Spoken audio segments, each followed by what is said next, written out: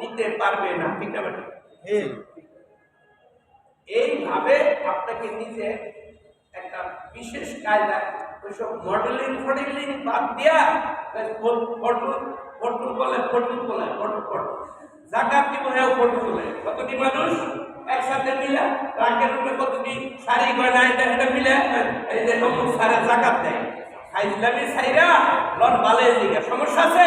জাকাত কয়টা বসে মানুষ জন্ম কেন তার অধিকার, তোমার বিল্ডিং এর উপর, তোমার ব্যবসা বাণিজ্যের উপর তোমার অধিকার।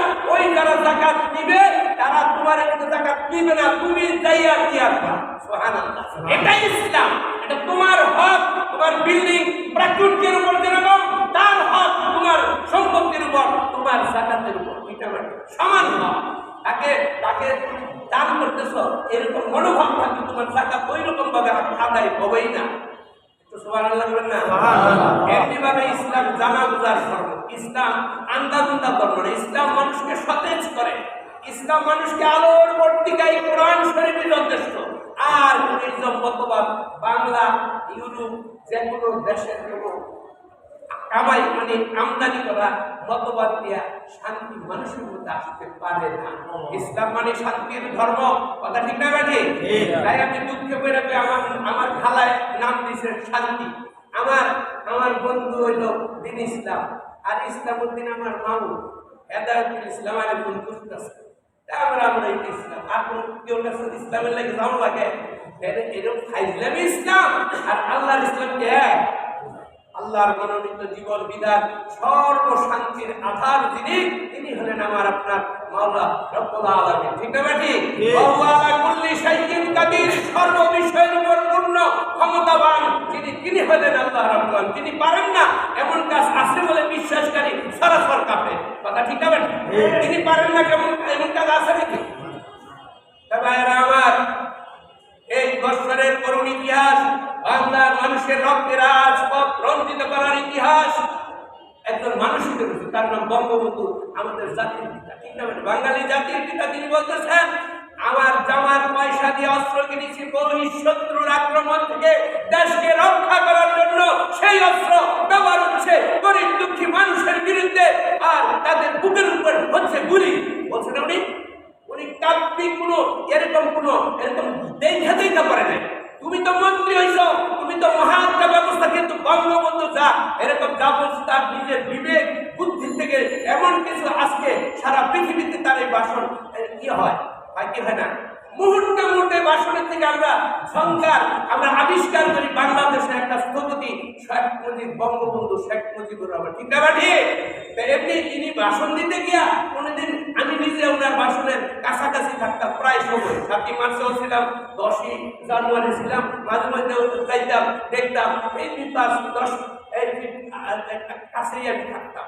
দেখছি ওনার কোনো ভাষণ দেখা পড়া লাগে না। সুবহানাল্লাহ কর। এরকম কবি নজরুল এরকম কি করছে, মাত্র 9-10 পড়া, একটু সুবহানাল্লাহ করেন না? উনি কিন্তু মেট্রিকও পাস করেন। তিনি লিখছেন, হিন্দু না ওরা মুসলিম কান্ডারি, হিন্দু না ওরা মুসলিম জিজ্ঞাসী কুঞ্জন কান্ডারি, বলো ডুবিছে মানুষ সন্তান গুরমার। আমার মায়ের সন্তান মারা যায়, কে হিন্দু কে মুসলমান ভাবনা চিন্তার সময় নাই।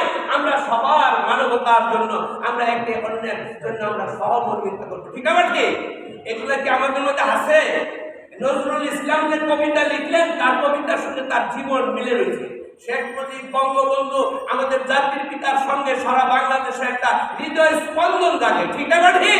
অথচ সেই জায়গায় আজকে আমরা অনেক বুদ্ধি খাটাই। তিনি তো আদর্শ একজন মুসলমানও ছিলেন। কথা ঠিক না? দুইজনের নাম করেন, দুইজনই ভালো মুসলমান, কিন্তু আমাদের এই যে একজন কবি আছিল, কিংবা এটা সারা দুনিয়ার মধ্যে সেই কবি, তার নাম হলো রবীন্দ্রনাথ। তিনি বলতেছেন, ও আমার দেশের মাটি তোমার পরে, তারপর বাকি দোকান কইতেই পারবো। জানি না কইতাম না, কোনটা আমি জানি না বলতাম না।